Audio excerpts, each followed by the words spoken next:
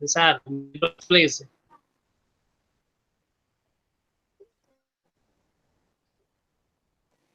তাহলে আমরা আবার শুরু করি, আবার ফার্স্ট পেজে ছিলাম, একেবারে ফার্স্ট পেজে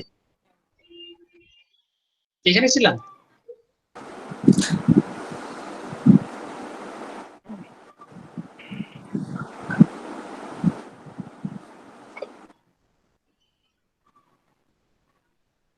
হ্যাঁ, এই জায়গাটায় ছিলাম নাকি?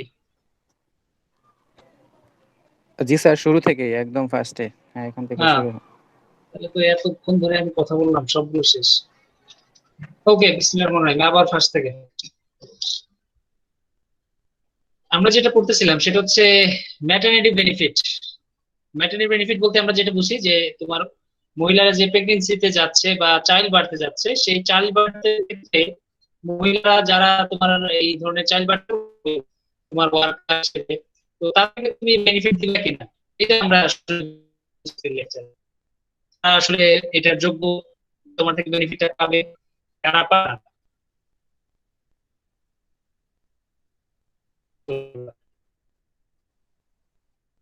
স্যার, আমার এখানে প্রবলেম হচ্ছে কিনা জানেন, আমার মানে শুনতে পাচ্ছি না কথাগুলো, কেটে কেটে আসে পুরোটাই, কিছুই শুই না স্যার। আমার এখানে এরকম হচ্ছে স্যার। বাকিদের কি হচ্ছে ওখানে?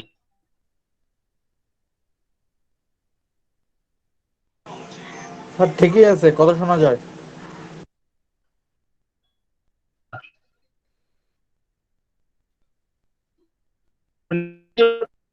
আর কি, যদি আমারটা শুনতে পারে তাহলে স্যার বোঝা যায় না স্যার, ক্লিয়ার না স্যার, বোঝা যায় না। স্যার আটকে আটকে আসতেছে স্যার। স্যার বোঝা আমাদের যাচ্ছে নেতাজি শুনতে পাচ্ছে। যাচ্ছে না স্যার। স্যার নেতা ছাড়া কেউ শুনে না। নেতার কেউ শুনে না। জি বেশি স্যার। কথা, সাহেবুজ্জামানের বেশি কথা। তুমি নেটওয়ার্ক একবার তুমি করো, স্যার আর কেউ শুনতেছে না নেটওয়ার্কটা আসলে, রিফ্রেশ করো, সিরিয়াসলি। নেটওয়ার্কটা কেটে মানে তোমার মোবাইলে নেটওয়ার্ক যদি হয় সেটা কেটে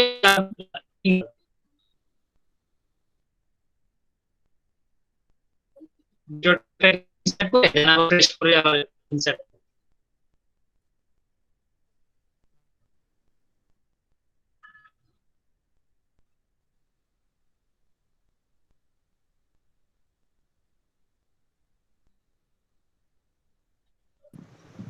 স্যার কিছু মাঝে মাঝে কেটে আসে, মাঝে মাঝে আসেই না, বোঝা যায় না স্যার কিছু।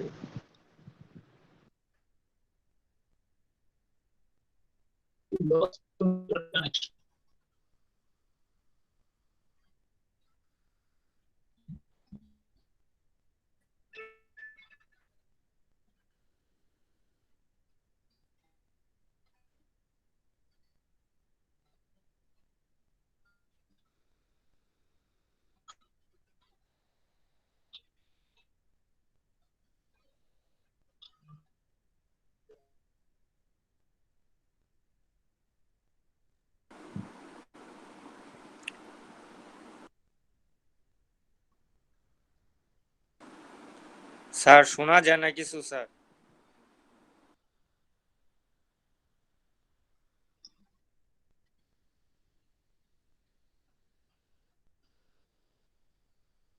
আচ্ছা, শোনা যাচ্ছে এবং বুঝছে কিনা?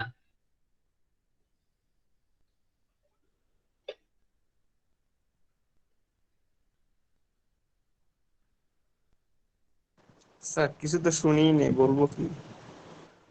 না না, আমার কথা স্যার এখন শুনতেছো? এখন শুনতেছো?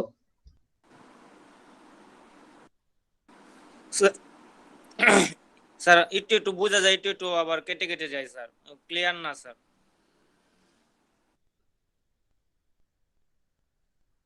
লাইন তো দেখাচ্ছে এখন ঠিক আছে।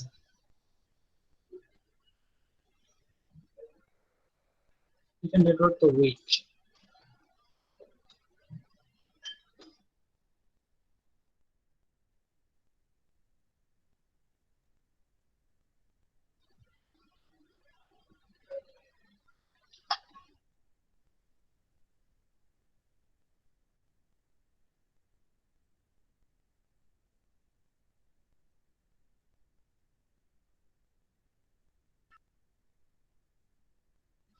আচ্ছা, এখন এখন শোনা যাচ্ছে ঠিক মতো?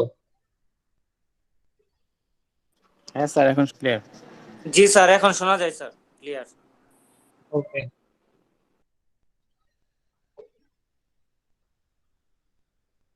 তাহলে স্ক্রিন দেখা যাচ্ছে? হ্যাঁ স্যার।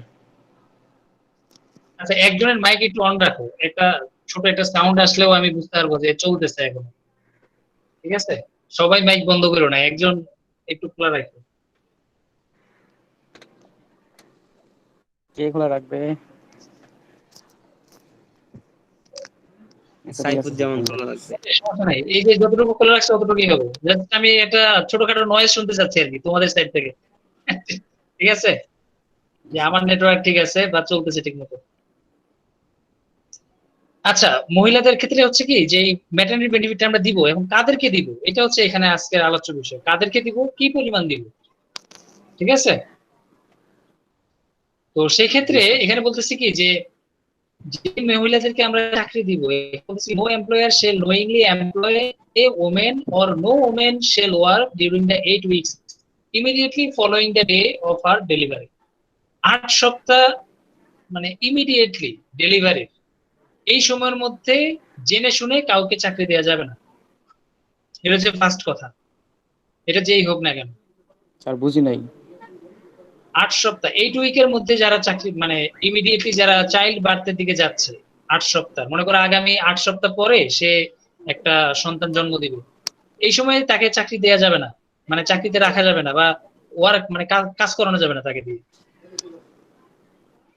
বুঝতে ঠিক পারছি। আছে, এটা হচ্ছে রুলস, মানে এটা হচ্ছে নিয়ম। ইমিডিয়েটলি কি বলছি, 8 উইকস মানে 8 সপ্তাহ। 8 সপ্তাহ মানে কয় মাস? এক কত? 2 2 মাস। মাস স্যার, 2 মাস। 2 মাস, হ্যাঁ। এবং ইমিডিয়েটলি কখন? স্যার এই যে 2 মাস জন্মের স্যার। আগে, জন্মের আগে। একইভাবে জন্মের পরেও 2 মাস, বুঝতে পারছো? জন্মের পরেও 2 মাস, মানে তাকে কাজ করাবো না আমরা আর কি, আমাদের ইন্ডাস্ট্রি।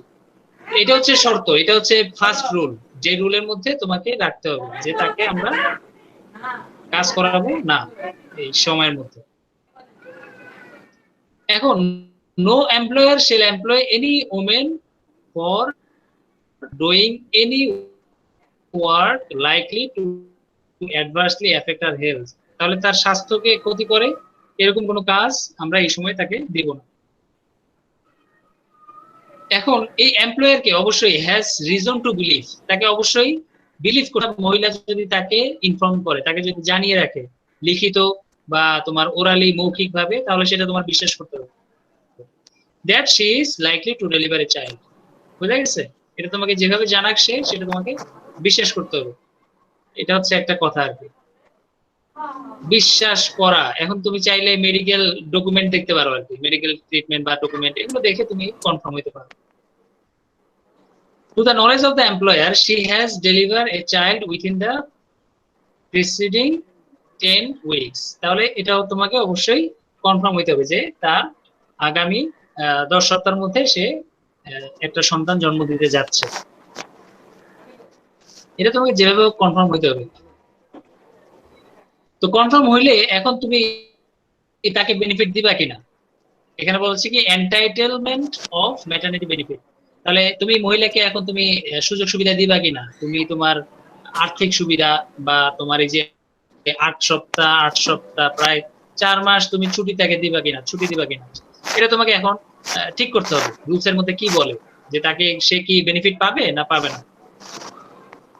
তাহলে every women employed in the establishment shall be entitled for benefits of 8 weeks preceding the expected date of her delivery and 8 weeks immediately following the day of her delivery. তাহলে এখানে কথাটা কি বলছে যে প্রত্যেকটা মহিলাকেই তোমাকে তার সন্তান জন্ম দেওয়ার 8 সপ্তাহ আগে এবং পরে 8 সপ্তাহ তোমাকে ছুটি দিতে হবে। এখন এই দিবা কিনা সেটা হচ্ছে আরেকটা কথা, আরেকটা শর্ত বলতেছে এখানে হচ্ছে কি a woman need to work for the employer for at least 6 months. অবশ্যই তাকে 6 মাস কাজ করতে হবে তোমার ইন্ডাস্ট্রিতে। তার মানে কি এই যে 8 সপ্তাহ আগে যে তুমি ছুটি দিচ্ছ তাকে, তার আগে অবশ্যই তাকে 6 মাস তোমার ইন্ডাস্ট্রিতে কিন্তু কাজ করতে হবে।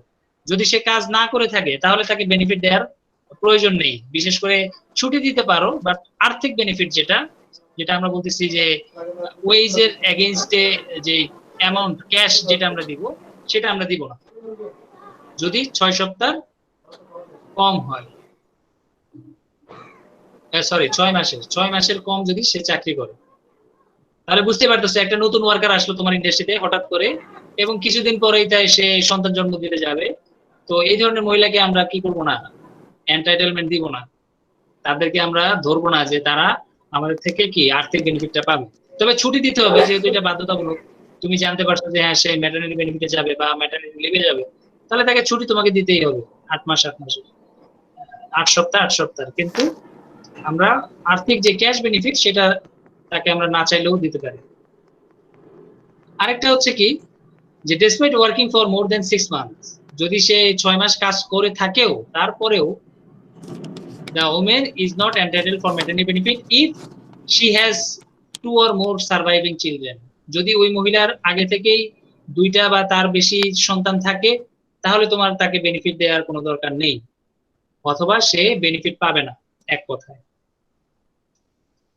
ঠিক আছে, তাহলে আমরা বুঝলাম যে একজন যে কোনো মহিলাকে আমাকে 8 প্রায় 8 × 16 সপ্তাহ আমার ছুটি দিতে হবে, যে কোনো যেই তোমার সন্তান জন্ম দেখ না কেন। কিন্তু আহ, যদি আমি আর্থিক বেনিফিট দিতে চাই, তাহলে তাকে অবশ্যই আমার ইন্ডাস্ট্রিতে 6 মাস চাকরি করতে হবে। যদি 6 মাস চাকরি করে না থাকে, অর্থাৎ তার চেয়ে কম যদি সে চাকরি করে থাকে, তাহলে আমরা তাকে বেনিফিট থেকে কিছুটা বঞ্চিত করব, বা এখানে কিছু কাটছাট করতে পারবো আর কি, কমিয়ে দিতে পারো কিছু সুযোগ সুবিধা, সেটা কমিয়ে দিয়ে রাখতে পারো। এরপরে যদি আমরা আসি পেমেন্ট, তাহলে আমরা এখন কমাইতে পারি বা এখন তুমি সেটা কিভাবে দিবা, পেমেন্টটা কিভাবে দিবা? এই পেমেন্টের জন্য তোমার any pregnant women entitled to যারা যারা সিলেক্টেড হচ্ছে আর কি, give notice either orally or written to her employer. তাহলে অবশ্যই তাকে লিখিত অথবা রিটেন ভাবে তোমাকে জানাইতে হবে। অর্থাৎ আমি যদি কোম্পানির মালিক হই অথবা এমপ্লয়ার হই, কত দিনের মধ্যে কোন প্রবাবল ডেট, সেটা আমাকে অবশ্যই অথরিটিকে জানাইতে হবে। she may nominate a person, সে অবশ্যই একজন নমিনেট করতে পারে, একজন মানুষকে নমিনেট করে দিতে পারে to receive her payment of maternity benefit in case of her death. যদি সে কোনো কারণে মারা যায় এই সময়ের মধ্যে, তাহলে তার যে যত আর্থিক বেনিফিট গুলো আছে সেগুলো তোমার কোম্পানির কাছে। if not given such notice, যদি সে কোনো নোটিশ না দেয়, and she has delivered a child, এবং সে একটা ছেলে জন্ম দেয়, she shall give similar notice to her employer within 7 days that she has given birth to a child. যদি আগে থেকে সে নাও জানায়, তবে ইমিডিয়েটলি সে 7 দিনের মধ্যে যাতে ইনফর্ম করে যদি সে বেনিফিট নিতে চায়। থেকে সে জানলো না কোনটা, কিছু কিছু ক্ষেত্রে যেমন নমিনেটি কি বলে নমিনেটি করে যায় নাই, ঠিক আছে, তাহলে সে একটা নোটিশ দিয়ে নমিনিটা ঠিক করে দিতে পারবে। অন্যান্য বেনিফিট গুলোতে যে কেউ বা তার পছন্দের অন্য কেউ রিসিভ করতে পারে। Under this act, the maternity benefit is payable at a rate of daily, বলতেছে কি ডেইলি, উইকলি এবং মান্থলি এভারেজ ওয়েজেস। তাহলে তার যে স্যালারি, তার যে বেতন ছিল, সেটা উপরে বেস করে তুমি আসলে তাকে পে করবে। As the case may be calculated in the manner laid down in subsection 2, তাহলে আরেকটা সাবসেকশন আছে, সেখানে এটা লেখা আছে কিভাবে দিতে হবে। এবং payment shall be made wholly in cash, এবং তুমি যে অ্যামাউন্টটা তাকে দিবা সেটা অবশ্যই ক্যাশ দিতে হবে, কোনো চেক দেয়া যাবে না, দেয়া উচিত ক্যাশে।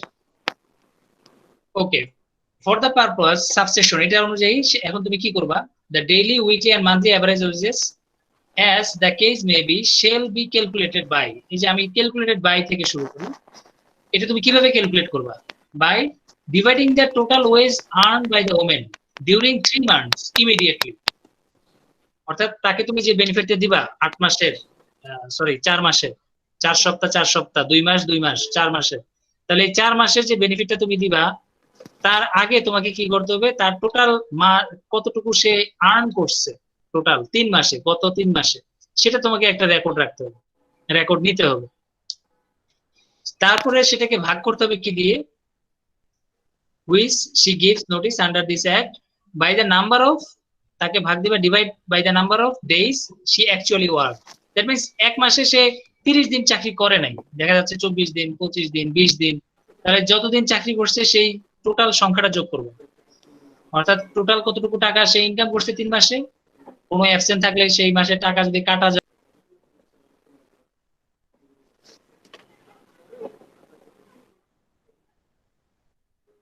আবার প্রবলেম নাই।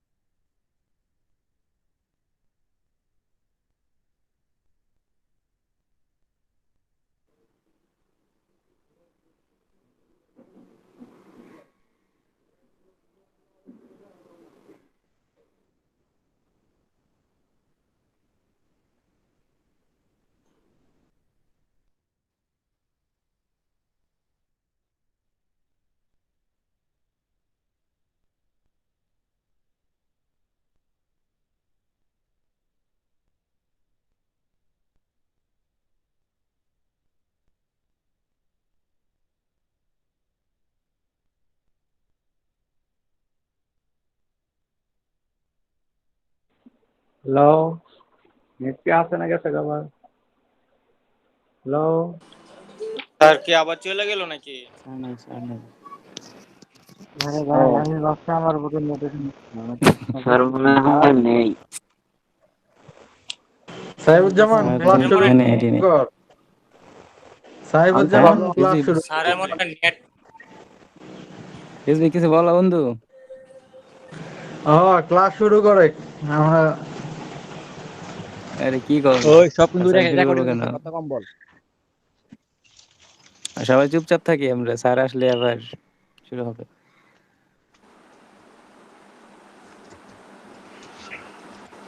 স্যারের নাকি, স্যারের সাথে যোগাযোগ করার ওয়ে কি? স্যাররা বলছিল নক করতে নাকি ফেসবুকে নাকি কই। শুনতেছো? আমি তো ভাবলাম নেট বুঝে চলে গেছে। আবার কখন আউট হইলো স্যার বুঝলাম না তো, আমি তো এতক্ষণ তোমাদের ছিলেন শব্দ না তো। শুনতেছিলাম। কি কোন স্যার, আপনার তো, আপনি তো নাই স্যার, অনেকক্ষণ ধরে লিফট হয়ে গেছে আহ, দুইটা আইডি থেকে।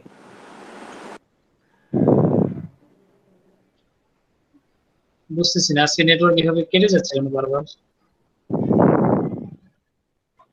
একদম স্যার লিফট হয়ে যায়, মানে নেটের প্রবলেম সেটা না, কিন্তু আমাকে এখানে কানেক্টেড আপনার দেখাচ্ছিল, আইডিটাই শো করে না। বুঝতে পারছো? এবং আমি ও দেখতেছি আচ্ছা, তোমরা তোমরা কথা এমন বলতেছো, কেন? সেটাও আমি শুনছি, স্যার তোমাদের আমরা কথাও আমি আমরা শুনতেছি। স্যার আপনাকে স্যার দেখতে পাচ্ছি না স্যার, এখান থেকে স্যার কিন্তু লিফট আমরা দেখাচ্ছে। আপনার আইডি এখানে দেখা যাচ্ছে না। এখন এখন দেখা যাচ্ছে? হ্যাঁ স্যার এখন আসছে। জি স্যার এখন দেখা যাচ্ছে স্যার। কি হচ্ছে সেটা তো বুঝতেছি না, কিন্তু আমি কিন্তু তোমাদের এতক্ষণ সবাইকে দেখছি। ঠিক আছে, কিন্তু তোমাদের আমাদের রেসপন্স স্যার আমি কনভার্স পাচ্ছি এখানে না, হ্যাক এই জন্য করতেছে কে মানে। পাচ্ছি না, তার জন্য আবার কেটে আবার ঢুকলাম। আচ্ছা তাহলে স্যার আমরা এখন কেউ এখন হ্যাকার বলো যে কভার করলাম লাস্টে কিনা? আমি কোন পর্যন্ত ছিলাম সেটা বলো। আমি ক্যালকুলেশনের পেজে ছিলাম লাস্ট, যতটুকু আমি সাউন্ড করতেছিলাম আর কি, অ্যামাউন্ট অ্যামাউন্ট নিয়ে কথা বলতেছিলাম।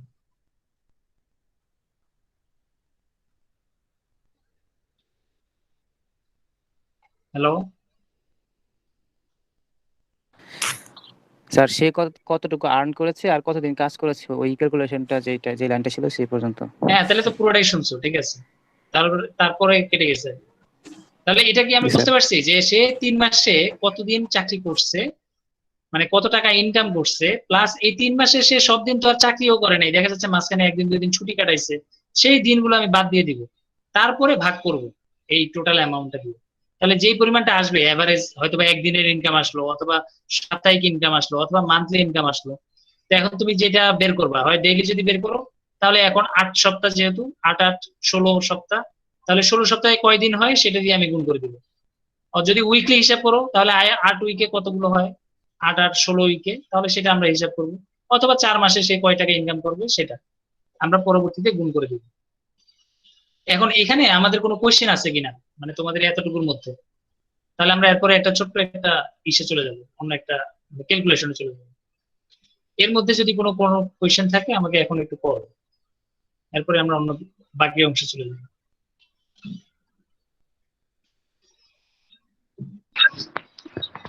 স্যার ক্যালকুলেশনটা স্যার আরেকটু বুঝাই দিলে স্যার ভালো হইতো স্যার, মানে ঠিক মতন শুনতে পারি নাই তো স্যার।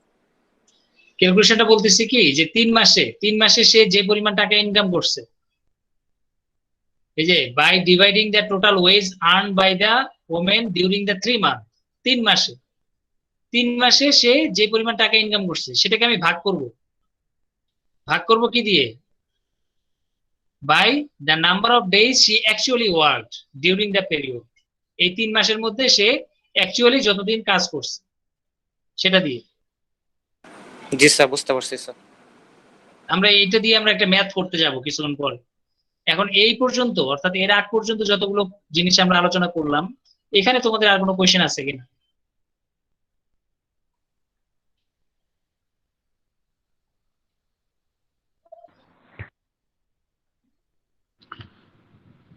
স্যার পরীক্ষায় প্রশ্নের কোয়ালিটি কেমন হবে স্যার? এখান থেকে কেমন প্রশ্ন হতে পারে sir? For example, maternity benefit, what is maternity benefit, আমি ফার্স্টে হচ্ছে মনে করো তোমাকে একটা ডিফাইন করতে বললাম, হোয়াট ইজ ম্যাটারনিটি বেনিফিট। এরপর আমি বললাম হু আর দ্য পার্সন, অথবা who can be entitle for maternity benefit. কাকে কাকে দিবা, কে পাবে আসলে ম্যাটারনিটি বেনিফিট, কে পাবে? ঠিক আছে, জি স্যার। এটা একটা এরকম একটা কোশ্চেন ছোট করা যায়। তাহলে তোমার কি কোন কোন শর্তে তুমি আসলে তাকে দিবা ম্যাটারনিটি বেনিফিটটা।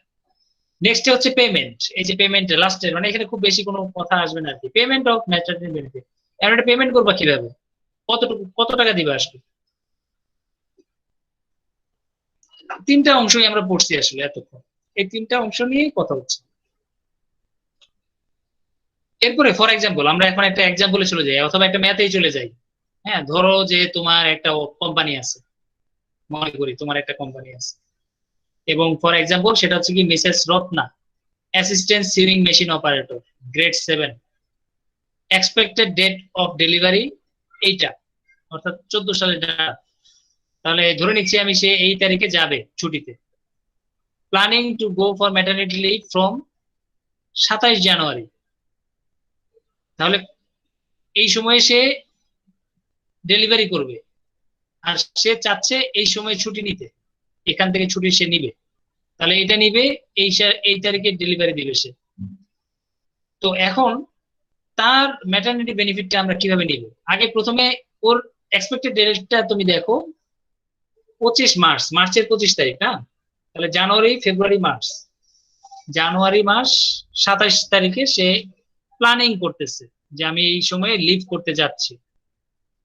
তাহলে 27 তারিখে যদি সে লিভ করে, তাহলে 27 জানুয়ারি 27 ফেব্রুয়ারি, 1 মাস, জানুয়ারি ফেব্রুয়ারি না, তারপর হচ্ছে মার্চ, বুঝতে পারতেছো 2 মাস আগে সে কি করতেছে, ছুটিতে যাবে।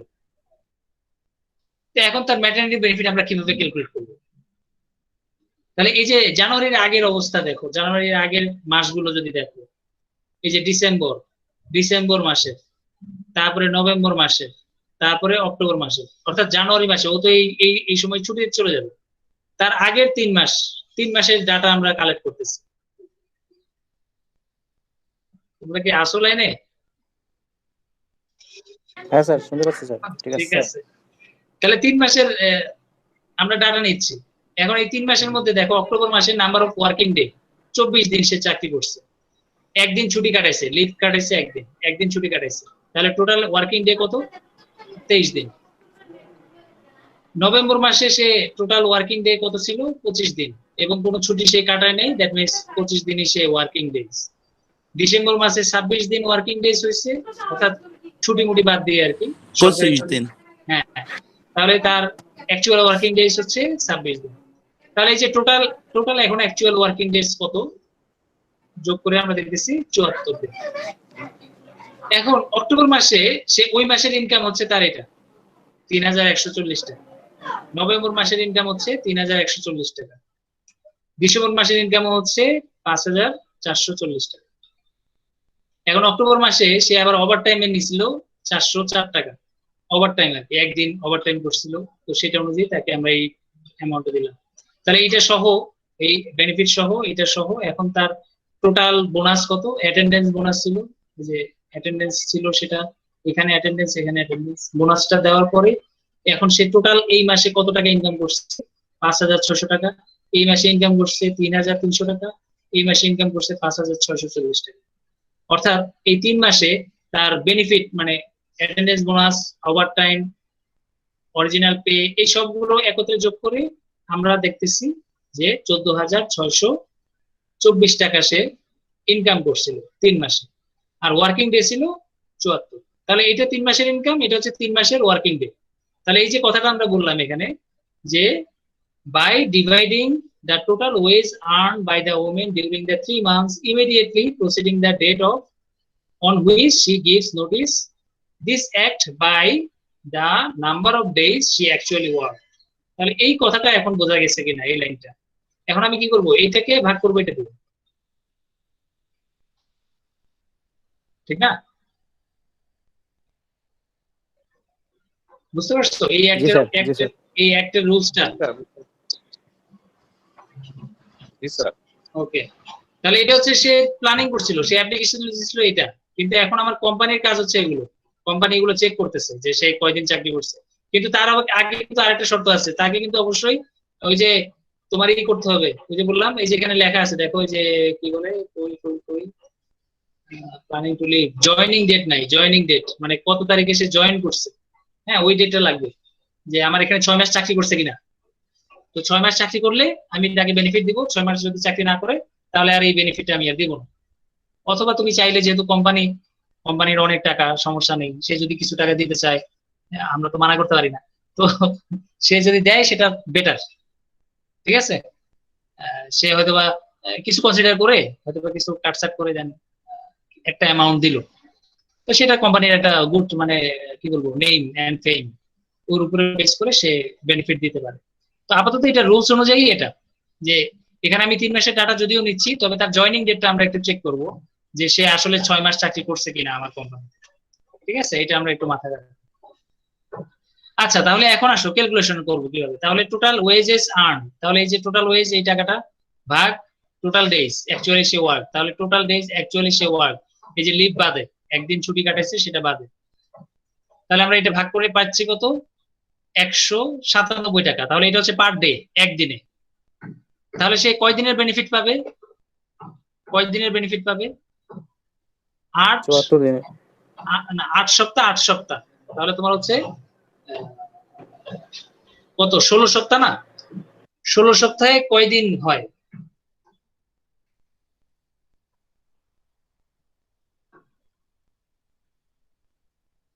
আহ, 16 সপ্তাহে আছে 4 মাস। হ্যাঁ 4 মাস, মানে দিন কয় দিন?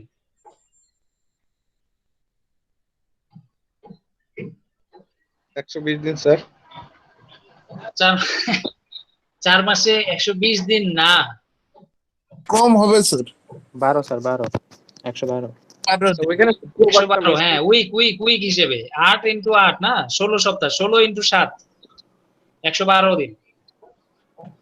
8 সপ্তাহ, তোমরা আসলে 30 দিনে হিসাব করতেছো, এটা 30 দিনে হিসাব হচ্ছে না আর কি, ওই 7 দিন 7 দিন করে 1 সপ্তাহ করে হিসাব হচ্ছে আর কি, ঠিক আছে? তাহলে 16 সপ্তাহ, 16 সপ্তাহে হচ্ছে 112 দিন, তাহলে ওই 112 দিন দিয়ে আমরা গুণ দিয়ে দিব, ঠিক আছে? তাহলে এখন 197.68 গুণ 112, যে 22,133। এই যে এখানে দেখো, এখানে কিন্তু ফিগারটা ভুল আছে, হ্যাঁ, এই যে এখানে যে ফিগারটা লেখা আছে এটা ভুল। জি স্যার। হ্যাঁ, তাহলে এটা ভুল, মানে এটা দিয়ে গুণ করতে হবে, এটা গুণ 112, তাহলে এই সংখ্যাটা আসবে। তাহলে এখন এই টাকাটা তাকে কি করতে হবে, ক্যাশে পেমেন্ট করে দিতে হবে। আর যদি সে মারা যায় তাহলে তার ওই যে নমিনি বা তার যেই নমিনেটেড পার্সন থাকবে অথবা নোটিসে বা তোমার সেই অ্যাপ্লিকেশনের মধ্যে, তাকে আমরা এটা দিয়ে দিব, যদি ইন কেস যদি সে মারা যায়। তাহলে আমরা মোটামুটি এই বেনিফিটটা তাকে এখন দিতে পারবো কিনা, তোমার ওয়ার্কারকে তুমি দিতে পারবা কিনা?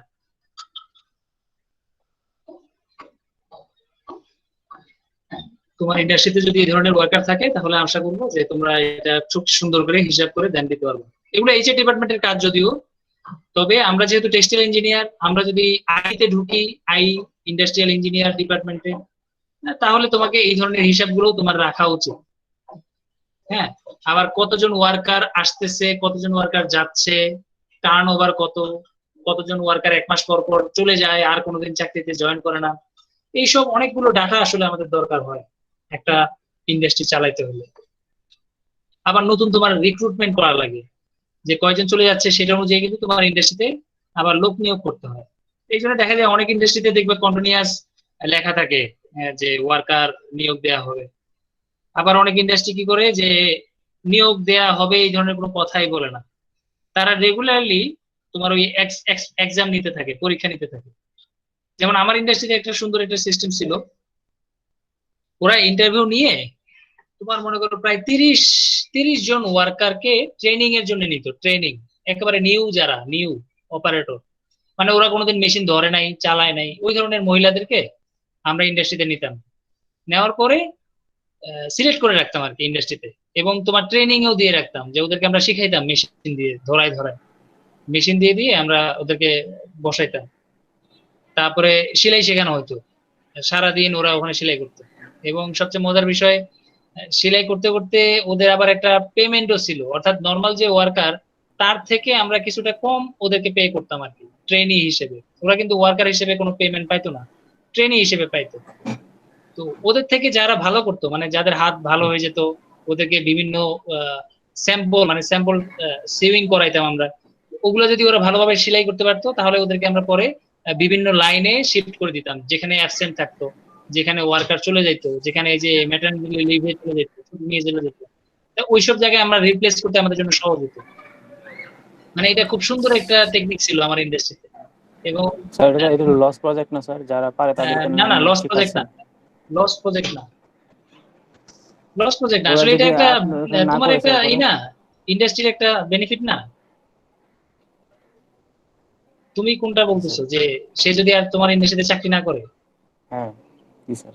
এটা করতে পারে, যে করতে চায় না বা করে না।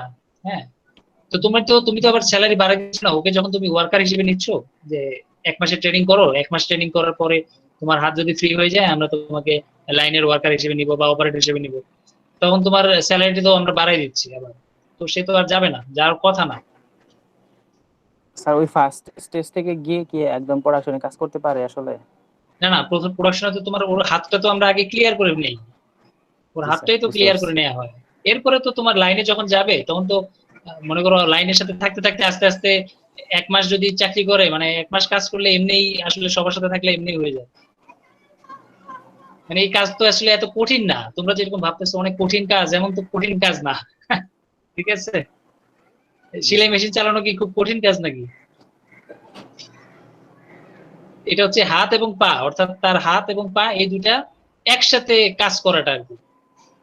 এটা সিঙ্ক্রোনাইজ যখন হয়ে যায়, যখন সে বুঝতে পারে যে হ্যাঁ আমি আস্তে চালাচ্ছি, জোরে চালাচ্ছি, বা হাত ঘুরাইতে হয় কিভাবে, এই জিনিসগুলো মোটামুটি শিখলে এরপরে আসলে যে কেউই আসলে চালাতে পারে। এখন তুমি যখন গার্মেন্টস এর চাকরি করবা তখন তো তোমার ওখানে খালি 2টা পার্ট জয়েন করবা, এই 2টা ধরে একটু সেলাই করবা, এই 2টা ধরে সেলাই করা, এটা আসলে খুব কঠিন কোনো কাজ না, যদি মেয়েটার সত্যি আগ্রহ থাকে এই কাজের প্রতি। আর যদি আগ্রহ না থাকে, এখন যদি ইচ্ছা করে না শিখে সেটা তো ভিন্ন কথা, যে ও শিখতে চাচ্ছে না বা শিখবেই না। তো সাধারণত মেয়েরা অতটা মানে মানে কঠিন কাজ না আর কি, মেয়েদের জন্য এটা খুব সহজ একটা কাজ। আমরা যেখানে ট্রেনিং করে শিখে ফেলছি সেখানে মেয়েরা পারবে না, এটা তো কোনো কথাই না। ঠিক আছে, তবে এটা খুব প্লাস পয়েন্ট আর কি। এই যে তোমার ওয়ার্কার কমে যাচ্ছে, ওয়ার্কার চলে যাচ্ছে, সেই জায়গাগুলোতে তোমরা মানে ম্যান পাওয়ার শর্টেজ কখনো যাতে না হয়, এই কাজটা আমরা এখানে করে ফেলতে পারি যদি তুমি ওই ধরনের ট্রেনিং এর ব্যবস্থা রাখো তোমার ইন্ডাস্ট্রির মধ্যে। এবং এটা আমার কাছে খুব ভালো লাগছে। একটা সময় আমি খুব চিন্তা করতাম যে স্যার প্রতিদিনই তো দেখা যাচ্ছে 5 জন 6 জন অ্যাবসেন্ট, তাহলে একটা লাইনে 30 জন লোক লাগে, তার মধ্যে যদি একজন অ্যাবসেন্ট থাকে ওর প্রোডাকশনটা কে দিবে? আরেকটা লাইনে একজন অ্যাবসেন্ট, তাহলে ওর প্রোডাকশনটা কে দিবে? মানে ওই লাইনটা তো বন্ধ হয়ে যায়। এখন আমরা 30 জন কাজ করতেছি কিন্তু একজনের কাজ তো ইনকমপ্লিট। এখন 30 জন 8 ঘন্টা কাজ করা, বুঝো তো যে 8 ঘন্টা আমরা কাজ করতেছি 30 জন, এখন একজনের 8 ঘন্টার কাজ জমে থাকা, এটা তো আসলে মোটামুটি কি বলবো অসম্ভব একটা কাজ, যে 8 ঘন্টার কাজ কে টানবে? মানে মাথা নষ্ট হয়ে যাওয়ার মতো আর কি। প্রোডাকশন ফ্লোরে যারা থাকে ওরা আসলে সারাদিন চিন্তাই করতে থাকে যে কি হবে কি হবে। আর আমরা কিন্তু করতাম অন্য একটা কাজ, সেটা হচ্ছে কোনোভাবে এটাকে ম্যানেজ করা যায় কিনা, এই অংশটাকে অন্য কাউকে অথবা যে যার কাজ কম এরকম কাউকে খুঁজে পাওয়া যায় কিনা, ওকে দিয়ে এই কাজটা আবার আগায় নেওয়া যায় কিনা, এরকম ভাবে আমরা আসলে ব্যালেন্স করতে চেষ্টা করতাম, যেটা তোমরা জানো যে লাইন ব্যালেন্সিং। হ্যাঁ, এরকম আসলে অনেকগুলো টেনশন প্রত্যেকটা লাইনের মধ্যে অনেক সময় থেকে যায়। এই জন্য আই ডিপার্টমেন্টের সবচেয়ে ভালো দিক হচ্ছে যদি সে একটা এই ট্রেনিং সেশন বা ট্রেনিং ডিপার্টমেন্ট খুলে রাখে তার ইন্ডাস্ট্রির মধ্যে। এবং এটা ট্রাই করবা, মানে তোমরা যদি কখনো আই ম্যানেজার হয়ে যাও তাহলে তোমার এই নতুন নতুন জিনিসগুলো ইন্ডাস্ট্রির মধ্যে ইমপ্লিমেন্ট করতে চেষ্টা করবে, নতুন নতুন পলিসি, নতুন নতুন নিয়ম কানুন, যেগুলো তোমার ইন্ডাস্ট্রিকে বেনিফিট দিবে লং রান। আবার একটা স্কিল লোক, হঠাৎ করে একটা স্কিল লোক কিন্তু পাওয়া যায় না। এখন তুমি যদি ট্রেনিং করাইতে থাকো ওখান থেকে খুব সহজেই তুমি একটা স্কিল মেয়ে খুঁজে নিতে পারতেছো, কিন্তু সচরাচর হঠাৎ করে তুমি একজন স্কিল কোনো মেয়ে তুমি রাস্তা থেকে বা গেটের বাইরে এসে কোথায় খুঁজবা? আসলে মানুষ কোথায় পাবা? তুমি পাবা না। ঠিক আছে, কারণ মানুষ তো আসলে তোমার ইন্ডাস্ট্রিতে বুঝতে পারো এটা বিশাল ইন্ডাস্ট্রি, এখানে তুমি আরেকজন মানুষ খুঁজতে কে বের হবে? হয়তোবা পরের দিন সকালে, অর্থাৎ আজকের দিন তো আর পাবা না, পরের দিন সকালে যদি তুমি একজন লোককে নিয়েও মানে তোমার দরজায় এসে যদি নক করে যে স্যার চাকরি লাগবে, আদারওয়াইজ তুমি আর পাচ্ছ না আর কি। আর স্যার যাদের একদিনের এই ট্রেনিং সেশনের লোক নেই তারা কি করে স্যার এই প্রবলেমের জন্য? কোথায়? মানে যে শর্টেজ যখন পড়ে লাইনে 2-4 জন লোক অ্যাবসেন্ট তখন তারা হ্যাঁ, কি সেটাই তো কিভাবে বলতেছি, ওই যে ব্যালেন্সিং করতে ট্রাই করি আমরা, ও তখন আচ্ছা, আমাদের যেখানে আই প্রেশার কম ডিপার্টমেন্টের সেখান উপরে, থেকে নিয়ে হ্যাঁ আসা। আই ডিপার্টমেন্টের উপরে একটা প্রেশার পড়ে যায়, আই ডিপার্টমেন্ট এদের উপরে একটা প্রেশার পড়ে যে হ্যাঁ আপনি জানেন না কয়জন ওয়ার্কার লাগবে, কেমনে লাইন ব্যালেন্স করব, কাকে নিব। হ্যাঁ, আর প্রোডাকশন ডিপার্টমেন্ট বলে যে হ্যাঁ একজন ওয়ার্কারই তো আসে নাই, আমি প্রোডাকশন দিব কিভাবে, আজকের প্রোডাকশন অবস্থা কাহিল। ওইদিকে ম্যানেজার এসে তোমার বকা দিবে, হ্যাঁ প্রোডাকশন হয় নাই কিছু নাই, এখানে প্রোডাকশন থেমে আছে, ব্যাপার কি? তো এখন ওরা মানে কেউ কারো কথা শুনবে না আর কি, এটা ঝাড়ির উপরে বকার উপরে এভাবে চলতে থাকবে। এটা তো আসলে পলিসির মধ্যে পড়ে না। তুমি যদি এভাবে আসলে শুধু চিল্লাচিল্লি করে আসলে একটা ইন্ডাস্ট্রি ধরা চলবে না। ঠিক আছে, এভাবে কাজ করতে হবে। এখন এটা ব্যালেন্স করতে হবে, এবং ব্যালেন্স করতে হলে প্রথম পর্বে আইদের উপরে, যে যারা ইন্ডাস্ট্রিয়াল ইঞ্জিনিয়ার তাদের উপরে ফার্স্টে প্রেশারটা আসবে, এরপরে আসবে সুপারভাইজারদের উপরে, কারণ আই ডিপার্টমেন্ট করবে ওই যে তোমার ব্যালেন্স করে দিবে, কার কাজ কম, লোড কম, তাকে আমরা দেখাই দিব যে ও এই কাজ দুইটাই করতে পারবে, দুইটাই ম্যানেজ করতে পারবে, এরকম ভাবে আমরা ব্যালেন্সিং করতে চেষ্টা করব। তো এটা হচ্ছে অনেক সময় ওয়ার্কারদের জন্য একটু প্রেশার পড়ে যায় ওয়ার্কারদের উপরে। তারা দেখা যায় তুমি আজকে একজনকে প্রেশার দিলা যে তুমি 2টা মেশিন চালাবা, পরের দিন দেখলা ও আসলো না, আরেক সমস্যা পড়ে যায়। ঠিক আছে, স্যার একটা জটিল আর ফ্যাক্টরিতে কি। কতজন আই থাকে, মানে আই এর কাজে নিয়োজিত থাকে মোটামুটি এটা একটা? আসলে ফ্যাক্টরির পলিসির উপরে নির্ভর করে, ফ্যাক্টরি কিভাবে চালাবে। আমাদের ইসে যেমন ছিল যে 3 জন সুপারভাইজারের এগেইনস্টে একজন করে আই থাকতো, 3 জনের এগেইনস্টে একজন। পরবর্তীতে যখন তোমার এফিসিয়েন্সি আরো ভালো করতে চাবা তখন তোমার 2 জন সুপারভাইজারের এগেইনস্টে একজন আই থাকতে হবে, 2 জন সুপারভাইজারের এগেইনস্টে একজন আই, মানে 2টা লাইন আর কি, 2টা প্রোডাকশন লাইন, সেই 2টা লাইনকে একজন আই হ্যান্ডেল করবে। বুঝতে পারছি।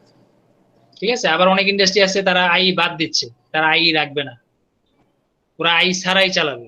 এখন এখানে ওয়ার্কার খালি অ্যাড করবে, সুপারভাইজার অ্যাড করবে, মানুষ নিবে অনেক, জানবে না কি হয়েছে না হয়েছে। ঠিক আছে, যেমন আমার আঙ্কেল তোমার ইন্ডাস্ট্রি দিয়েছিল, তখন আমি বলছিলাম যে আঙ্কেল আপনি কতজন ওয়ার্কার নিচ্ছেন, মানে একটা গার্মেন্টস তৈরি করতে আপনি এটা চেক করতেছেন কিনা। আহ, ঠিক আছে, ওনারা চেক করতেছে না, ওনারা যেহেতু লোকাল গার্মেন্টস, ওনারা এগুলা চেক করার কোনো দরকারই মনে করে না। ওনার মনে হচ্ছে হ্যাঁ যত ওয়ার্কার আসে অ্যাড করো অ্যাড করো, কিন্তু ওয়ার্কার নিলে তো তোমার ওইদিকে খরচ বাড়তেছে। যত তুমি ওয়ার্কার অ্যাড করবা তোমার লাইনের মধ্যে, আর ইনএফিসিয়েন্ট দেখা যাচ্ছে, ওর কোনো কাজের কোনো দরকারই নেই, অথচ তুমি একজন ওয়ার্কার নিয়ে রাখছো, এখন তোমার তো ওর পিছনে তো বেতন দিতে হচ্ছে। ঠিক আছে, অথচ তুমি ওকে দিয়ে অন্য একটা মেশিন চালাতে পারতা, অন্য একটা লাইন চালাতে পারতা। তো একটা লাইনে তোমার দরকার হচ্ছে 10 জন, তুমি রাখছো 15 জন। একটাতে দরকার 30 জন, তুমি রাখছো হচ্ছে 45 জন। মানে 5 জন বেশি, 15 জন বেশি, 10 জন বেশি। দ্যাট মিনস তুমি চেক করতেছো না তোমার লাইনে আসলে কয়জন লাগবে কয়জন লাগবে না। ঠিক আছে, অতিরিক্ত জিনিস তুমি রাখতেছো। আবার একটা হচ্ছে ওভার টাইম। এখন তোমার 30 জন লোক আছে, 30 জন লোককে কি তুমি 2 ঘন্টা ওভার টাইম দিবা? সবাইকে কি তোমার ওভার টাইম দেওয়ার দরকার আছে? এটা নিয়েও আসলে চিন্তার বিষয় যে সবাইকে ওভারটাইম দিবা কিনা, নাকি ভাগ ভাগ করে দিবা, আজকে ওদেরকে ওভারটাইম দিলা কালকে আরেক দলকে ওভারটাইম দিলে এটা কি আসলে ওরা মানবে কিনা। হ্যাঁ, যে ওয়ার্কাররা বলবে যে হ্যাঁ ও তো আমার থেকে বেশি ইনকাম করতেছে, আমি তো আবার কম ইনকাম করতেছি। আর বুঝতে পারছো, অনেক ধরনের ঝামেলা আছে, এগুলো হ্যান্ডেল করবে কি? এগুলো হ্যান্ডেল করার জন্য কিন্তু এই আই ডিপার্টমেন্টটা খুবই দরকার তোমার ইন্ডাস্ট্রিতে। সুপারভাইজাররা খালি এমনি মানে কি বলবো এদের, মানে আসলে যেহেতু আমি ওদের সাথে ছিলাম, একটু অশিক্ষিত বলা যায়, বাট ওরা ভাবে যে অনেক কিছু, অনেক কিছু নিজেদেরকে ভাবে যে হ্যাঁ আমি অনেক স্কিল্ড, আমি একজন অপারেটর, আমি অনেক দিন ধরে কাজ করছি লাইনে, হ্যাঁ যে কোনো গার্মেন্টস আমি সেলাই করতে পারি। হ্যাঁ, আমার কথা শুনে ওয়ার্কাররা, এখন তোমার কথা শুনলে কি হয়েছে, এখন আমার দরকার যেটা সেটা তো আমি পাচ্ছি না তোমার থেকে। ঠিক আছে, তুমি যদি আইয়ের মতো কাজ করো তাহলে আর আমার দরকার নেই, সমস্যা নেই, আই আমার লাগবে না। কিন্তু তুমি তো তোমার খালি প্রোডাকশনের চাপে থাকতেছো, প্রোডাকশন দিতে পারলেই শেষ। কিন্তু প্রোডাকশন দিলে তো হবে না, এখানে তো তোমার ই লাগবে, কি বলে মনিটরিং লাগবে, প্রপার মনিটরিং। যে আমার এখানে এফিসিয়েন্সি লাগবে, যেটাকে আমরা বলি যে প্রোডাকশন বেশি হলে যে তোমার প্রফিট বেশি হবে তা কিন্তু না। প্রোডাকশন বেশি হলে যদি তোমার খরচ বেশি হয় তাহলে কিন্তু আলটিমেটলি তুমি প্রফিট করতে পারবে না। এই জন্য তোমার এফিসিয়েন্সি বাড়াইতে হবে। গার্মেন্টস ইন্ডাস্ট্রিতে এই টার্মসটা সবচেয়ে বেশি ইউজ করে, এফিসিয়েন্সি। মনে রাখো কিন্তু, পাগল হয়ে যাবে, বলবে এফিসিয়েন্সি। গত মাসের এফিসিয়েন্সি 28%, এই মাসের এফিসিয়েন্সি 30%, আবার পরের মাসের এফিসিয়েন্সি 29%। কমলো কেন? হ্যাঁ কন্টিনিউয়াস তো বাড়তে হবে, কমলো কেন? তোমরা তাহলে কি কাজ করতেছো? আমরা কি বুঝাইতে পারছি কথাগুলো? এগুলো তোমার ইন্ডাস্ট্রি রিলেটেড একেবারে, মানে আসবে যাবে কথাগুলো।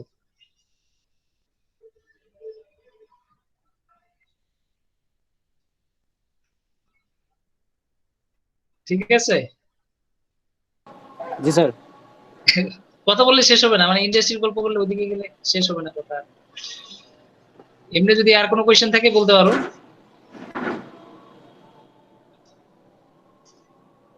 তবে আয়ের কাজটা মজার, এটা তোমার একটু বুঝতেই হবে। আয়ের কাজটা খুবই মজার, চ্যালেঞ্জিং, এবং এখানে শেখার অনেক কিছু আছে, অনেক কিছু আছে শেখার। বিশেষ করে তোমরা যারা অ্যাপারেলের, তোমাদের মাস্ট, মানে এটা হচ্ছে মাস্ট, আই নলেজ তোমাদের গেইন করা, এটা তোমাদের মাস্ট। আচ্ছা, আমরা এখানে আর 2টা পেজ আছে, আমরা এটা একটু করে ফেলি। ফিমেল ওয়ার্কার শুড, কি বলছে, inform management at least 8 weeks but preferably 10 weeks before the expected date. অর্থাৎ 8 থেকে 10 সপ্তাহ আগে তাকে জানাইতে হবে। Submit the delivery certificate to the management after having the giving birth. বুঝতে পারতেছো, একটা সার্টিফিকেট তাকে জমা দিতে হবে যে আমি চাইল্ড বার্থ কমপ্লিটলি হয়েছে আর কি, সাকসেসফুল। তারপর হচ্ছে consequence of no maternity benefit. No maternity benefit যদি হয় তাহলে কি হচ্ছে দেখো, ওয়ার্কার্স আর ফাইন্যান্সিয়ালি এফেক্টেড। যদি এটা না থাকে তাহলে অবশ্যই ওয়ার্কাররা, মানে বলতে পারো যে একেবারে অবস্থা কাহিল আর কি। ফাইন্যান্সিয়ালি এফেক্টেড হওয়া মানে হচ্ছে কি পুরো ফ্যামিলিটা ক্রাইসিসে পড়ে যাবে।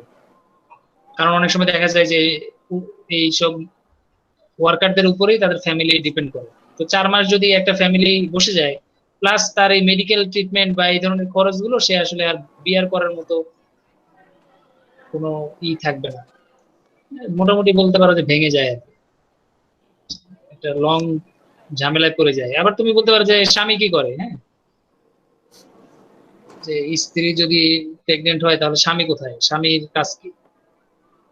আসলে এই ধরনের ফ্যামিলি গুলোতে আসলে স্বামীরা আসলে খুব একটা ফাইন্যান্সিয়ালি সাপোর্ট দিতে পারে না, যার কারণে অনেকটা ঝামেলা। এই মহিলাদেরকেও যেমন বাইরে কাজ করতে হচ্ছে এবং তাদের ফ্যামিলিকে সাপোর্ট দিতে হচ্ছে, প্লাস হাজবেন্ডরাও আসলে পারতেছে না ফ্যামিলিকে পুরোপুরি কমপ্লিট সার্ভাইভ করাতে। এই জন্যই আসলে ওরা বাইরে চাকরি করতেছে। আমরা বলতেছি ওয়ার্ক ওমেন পাওয়ারমেন্ট, হ্যাঁ, এম্পাওয়ারমেন্ট ওমেন, মহিলাদেরকে কাজে যোগ দেওয়া। এখন মহিলাদেরকে কাজে যোগ দিতে গিয়ে আমরা আসলে পুরুষদেরকে কি বলছি, এটাকে বেকারত্বের দিকে নিয়ে যাচ্ছে। আলটিমেটলি এখন পুরুষরাই দেখা যাচ্ছে ফ্যামিলি চালাইতে অনেকটাই অক্ষম হয়ে যাচ্ছে। ঠিক আছে, আমাদের দেশে যে মেইন ওয়ার্ক ফোর্স সেটা হওয়ার কথা ছিল তোমার ছেলেদের, কিন্তু আমাদের আসলে পুরো সমাজটাকে আমরা উল্টা দিকে নিয়ে যাচ্ছি। ঠিক আছে, এটার একটা ব্যাড এফেক্ট হয়তো আমরা একদিন দেখবো আর কি। একদিন দেখবো কেন, এখনই বলতে পারো, এখনই দেখতেছি আর কি, যে আমরা ছেলেরা আস্তে আস্তে ইনঅ্যাক্টিভ হয়ে যাচ্ছি, আমরা ওয়ার্ক ফোর্স থেকে দূরে সরে গেছি বা সরে যেতে বাধ্য হচ্ছে। কারণ মহিলাদেরকেই এই সেক্টরটা, অর্থাৎ আরএমজি সেক্টর মূলতই মহিলাদের। এটাকে আমরা ছেলেদের সংখ্যা এখানে আসলে অনেক কম। এই শুধুমাত্র কিছু ম্যানেজেরিয়াল পোস্ট এবং কিছু তোমার স্টাফ স্টাফ এই ধরনের কাজগুলোই আসলে মানে কি বলবো ছেলেরা করতেছে, আর মূলত বেশিরভাগ সংখ্যাই হচ্ছে মেয়েরা।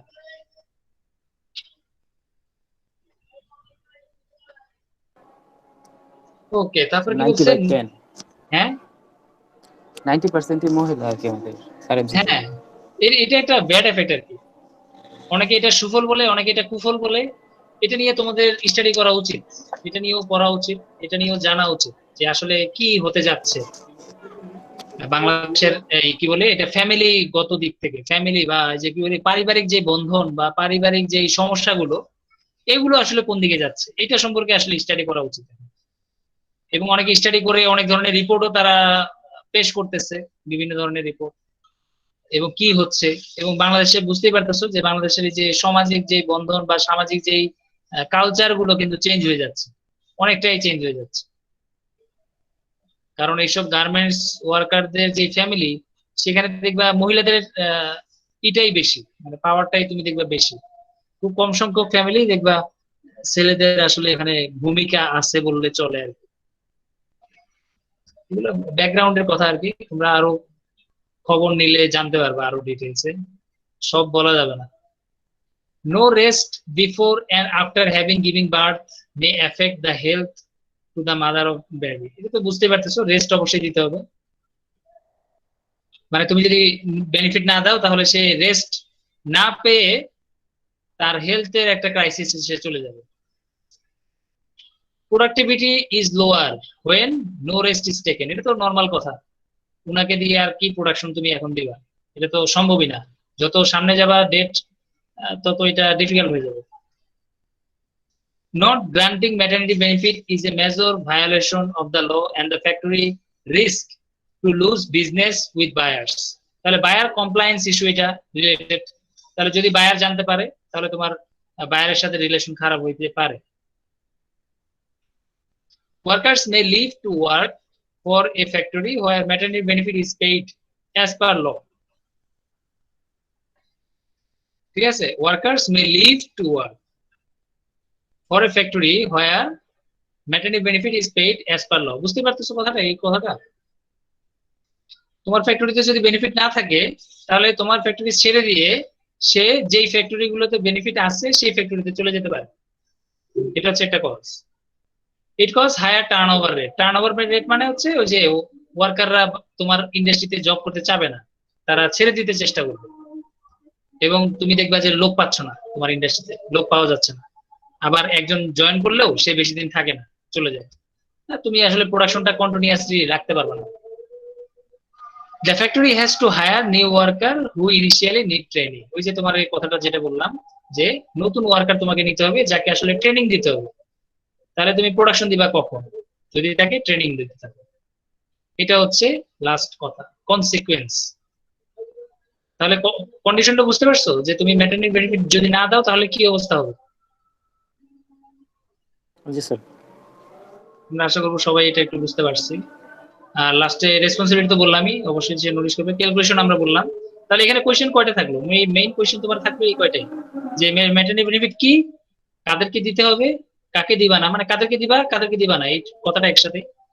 তারপর হচ্ছে পেমেন্ট করবা কিভাবে। ফর এক্সাম্পল এরকম একটা ম্যাথ, আমি যদি তোমাকে 10টা 12টা বা 5-6 জনের ওয়ার্কারের ডাটা দেই, তুমি সেখান থেকে ম্যাটারনিটি বেনিফিট ক্যালকুলেশন করতে পারবা কিনা সেটা আমরা একটু চেক করতে পারি। ঠিক আছে? তো তোমাকে ডাটা দিলে তুমি বের করতে পারবা কিনা?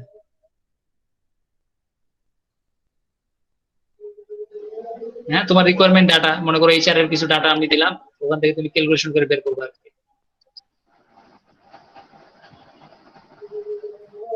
ঠিক আছে? স্যার ম্যাথটা স্যার আরেকবার বুঝাই দিলে স্যার ভালো হইতো। ও ম্যাথ আরেকবার বুঝতে হবে। ম্যাথ হচ্ছে এটাকে এখানে দেখো তুমি 3 মাসের ডাটা আছে, কয়দিন কাজ করছে আর কত টাকা সে এখান থেকে ইনকাম করছে, কয়দিন কাজ করছে কত টাকা ইনকাম করছে। ঠিক আছে? দেখো অক্টোবর মাস, আমি আরেকবার বলি, একেবারে শুরু থেকেই বলি, যেমন সে ছুটিতে যাবে, হ্যাঁ এত মার্চে যাবে, প্ল্যানিং করতেছে, এটা হচ্ছে সে ডেলিভারি দিবে, এক্সপেক্টেড ডেলিভারি ডেট, আর এই ডেটে সে আসলে ছুটিতে যাবে। তাহলে বুঝতে পারতেছো মার্চ মাস আর এটা হচ্ছে জানুয়ারি মাস, মানে দুই দুই 2 মাস আগে আর কি। তাহলে 2 মাস আগে সে ছুটিতে যাবে, তাহলে সে 2 মাস ছুটিতে যাবে, জানুয়ারি মাসে যাবে। তাহলে তার আগের মাসগুলো অর্থাৎ ডিসেম্বর, নভেম্বর, অক্টোবর, এই 3 মাসের সে কত টাকা ইনকাম করছে সেটা ডাটাটা আমি নিচ্ছি, কারণ আমাকে তো হিসাব করতে হবে সে কত টাকা পাবে আমার থেকে। তাহলে সে আগে কত টাকা পাইছে সেটার একটা হিসাব করতেছে। তো আমি দেখলাম যে সে কাজ করছে 24 দিন, একদিন ছুটি খাইছে, 25 দিন কাজ করছে, তারপরে 26 দিন কাজ করছে 3 মাসে, তাহলে টোটাল কাজ করছিল 74 দিন। আর টাকা ইনকাম করছে কত? মান্থলি স্যালারি এটা ছিল, ওভারটাইম ছিল এটা, আর অ্যাটেন্ডেন্স বোনাস পাইছে। তাহলে তিনটে যোগ করে এই মাসে এত টাকা, পরের মাসে এত টাকা, তারপরের মাসে এত টাকা, অর্থাৎ আমি যদি 3 মাসের একত্রে যোগ করি তাহলে 14,624 টাকা। এই টাকাটা সে 3 মাসে ইনকাম করছিল। কখন? এই যে ছুটিতে যাওয়ার আগে। জি স্যার বুঝতে পারছি স্যার। হ্যাঁ, এইটুকু স্যার তাহলে এইটুকু স্যার হ্যাঁ, বুঝতে পারছি। এখন এটাকে আমি ভাগ দিব কাকে দিয়ে? এটাকে ভাগ দিব এটা দিয়ে। তাহলে ডেইলি কত টাকা সে ইনকাম করছিল আমার থেকে সেটা আমরা বের করতেছি এই অংশটা থেকে। এই যে এটা ভাগ 74, তাহলে এই যে 197 টাকা ডেইলি, তাহলে ডেইলি সে এই টাকাটা ইনকাম করছে। তাহলে এখন তাকে বেনিফিট দিব কত দিনের? তাকে বেনিফিট দিব 112 দিনের। এই যে 112 দিনের বেনিফিট দিব আমি। তাহলে 112 দিনের গুণ করবো, আবার এটার সাথে গুণ করবো 112। এখানে ভুল আছে, এই ডাটাটা ভুল আছে, ক্যালকুলেশন এটা হলো, এটা গুণ 112, তখন তুমি দেখবে 22,133 টাকা। তাহলে এটা সে পাচ্ছে কত দিনের জন্য? 112 দিনের জন্য। ওই যে 8 দুগুণে 16 সপ্তাহের জন্য। তাহলে 16 সপ্তাহের জন্য সে এই টাকাটা আমার থেকে বেনিফিট পাবে।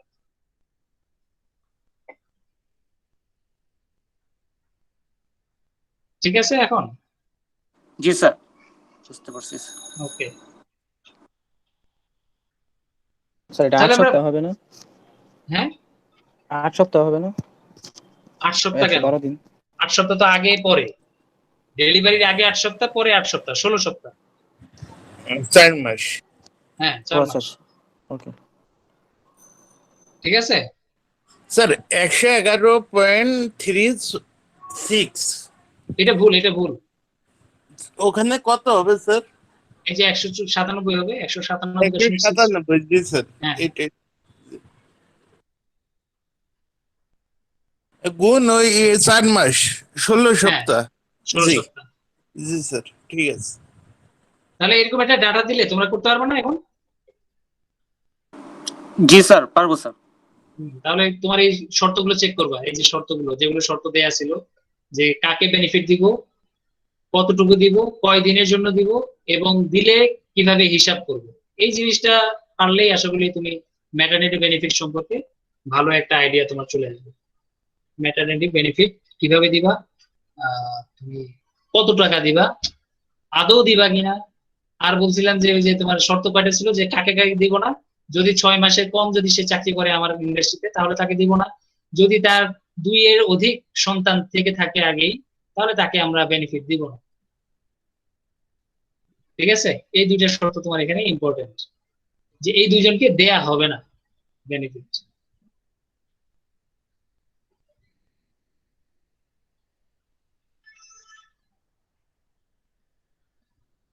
কি জি স্যার, বুঝতে পারছি স্যার, বলতে একদম পারো যে স্যার। স্যার এটা কেমন কথা হইলো, এদেরকে দিবা না কেন? এটা একটা রুলস আর কি, তার যেহেতু 2টা সন্তান অলরেডি আছে। হ্যাঁ, তো কি হয়েছে স্যার, প্রবলেম তো হ্যাঁ সেম। প্রবলেম তো থাকবে, কিন্তু কথা হচ্ছে এই রুলসটা একটু মানে একটু অর্ডার কি। এটা হচ্ছে কি ওই যে তোমার বাংলাদেশে তো একটা আছে না যে সন্তান সন্তান 2টি হলে ভালো, একটা হলে কি আরো ভালো, নাকি যেন একটা স্লোগান আছে না? স্যার একটি 2টি সন্তানের দুটি। বেশি নয়, একটি হলে ভালো হয় স্যার। হ্যাঁ, মানে Great. এই ওই যে এটাকে উৎসাহ দেওয়া হচ্ছে এখানে, বুঝতে পারছো? এই শর্তটা দিয়ে বুঝতে পারছো কথাটা? হ্যাঁ স্যার। বাংলাদেশের জনসংখ্যা কমাইতে যাচ্ছে আর কি। জি স্যার, নাইট্রো তো স্যার পরবর্তীতে এমপি মন্ত্রীদের পরিমাণ বেশি হয়ে যাবে স্যার। ঠিক আছে, তাহলে তোমার প্রত্যেক বছর একজন মহিলা যদি তোমার মানে ভেটেরিনারি বেনিফিটে যায়, তো সেক্ষেত্রে তোমার জন্য একটু কঠিন হয়ে যাবে আর কি। ঠিক আছে, যে তারা 4 মাস করে। স্যার এগুলা, এই রুলস গুলো কি সবগুলা ফ্যাক্টরি ফলো করে, বা তা করা উচিত কিনা, না করলে কি সমস্যা হয়? দেখো মহিলাদের তো এটা তোমার দিতে হবে না, এটা তো তোমার সুযোগটা দেওয়া উচিত, বুঝতে পারছো? এখন তোমাকে তো বললামই আমি, এখন তুমি মহিলাদেরকে তুমি এম্পাওয়ারমেন্ট দিচ্ছ, আবার এই যে সুযোগ সুবিধাগুলো দিচ্ছ, ছেলেরা তো এরকম 4 মাসের ছুটি কাটাতে পারবে কোনোদিন? পারবে না। আলটিমেটলি ছেলেরাই সারা জীবন কষ্ট করে যাবে, কিন্তু ওদের বেনিফিটও কম। কিন্তু মহিলাদের জন্য এখন সুযোগ সুবিধা এতটাই বেশি দিচ্ছে যে এটা আসলে সমাজের পুরো কালচারটা আস্তে আস্তে চেঞ্জ হয়ে যাচ্ছে, যেখানে একটা ছেলের পুরো ফ্যামিলি চালানোর সামর্থ্য থাকার কথা ছিল, সেখানে এখন ছেলেরা কি হচ্ছে পুরো ফ্যামিলি চালাতে পারতেছে না, উল্টা মেয়েরা চালাচ্ছে। তাও সেটা তো বুঝতেই পারো, একটা ওয়ার্কারের ইনকাম তো খুব বেশি না, তাকে পরিশ্রম করতে হচ্ছে, যদি সে কাজ করে ওভারটাইম করতে হচ্ছে অনেক দীর্ঘ সময়, আবার সারাদিন সেই ইন্ডাস্ট্রির মধ্যে মানে পরিশ্রম করতেছে, আবার বাসায় গিয়ে সে ফ্যামিলি কি দেখবে, ফ্যামিলি তো সে ঠিক মতো দেখতে পারবে না, প্লাস আলটিমেটলি পুরো ফ্যামিলির কালচার গুলো চেঞ্জ হয়ে যাচ্ছে, বুঝতে পারছো? এগুলো অন্য দিকে নিয়ে যাচ্ছে আমাদের সমাজটাকে। এখন তোমাদেরকে পজিটিভটা শেখাবো না নেগেটিভটা শেখাবো, এটা হচ্ছে কথা, বুঝছো? এটা হচ্ছে সরকার, বাংলাদেশ সরকারের রুলস, এটার এগেনস্টে কথা বলা কি ডিফিকাল্ট। তারপর হচ্ছে ইন্টারন্যাশনাল ল এর এগেনস্টে কথা বলা ডিফিকাল্ট। এগুলো বলা যাবে না, পরে দেখা যাচ্ছে আমাদের এগেনস্টে কি হবে, উল্টা মামলা হবে।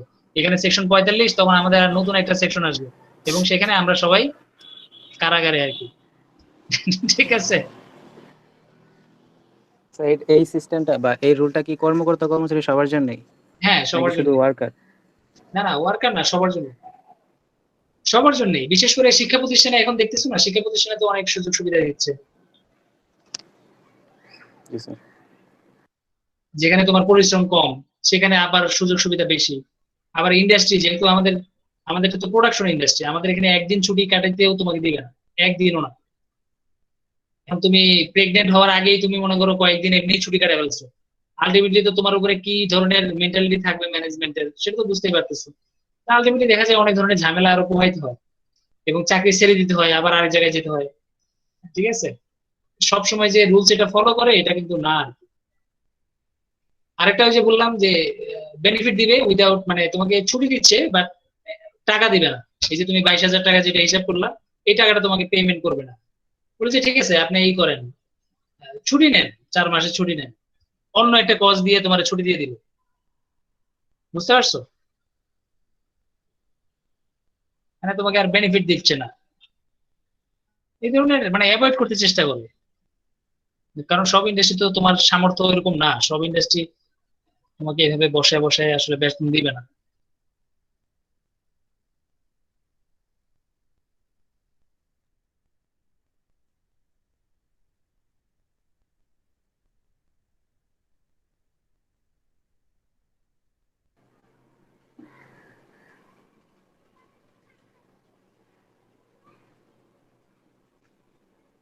আচ্ছা, আবার কেটে গেছে আর কি। জি স্যার। আমি কি প্রেজেন্ট করতেছি না কেটে গেছে? তোমরা কি প্রেজেন্টেশন কিছু দেখতেছো? না স্যার না আসছে। স্যার, আপনাকে দেখাচ্ছে? আসবে তো। হ্যাঁ,